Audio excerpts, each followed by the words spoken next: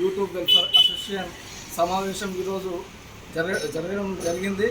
వాళ్ళు కార్యాచరణ ఏంటిది, వాళ్ళ విధి విధానాలు ఏంటి, వాళ్ళు చేపే కార్యక్రమాలు ఏంటిదో ఈరోజు మంద భాస్కర్ అన్న ఈ మాటల్లో విందాం. Thank you.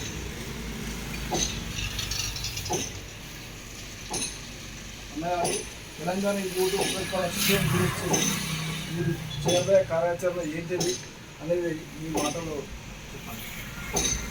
Telangana YouTubers welfare association స్థాపించుకొని 2 సంవత్సరాలు కాలం గడుస్తుంది.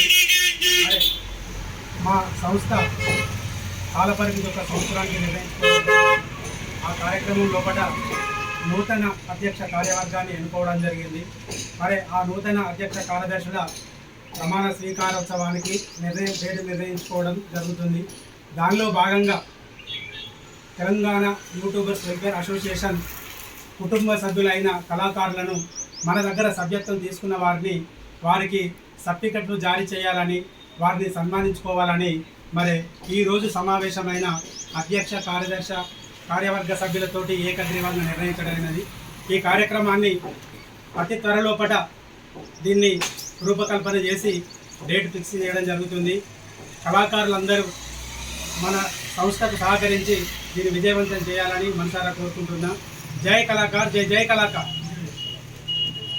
Thank you.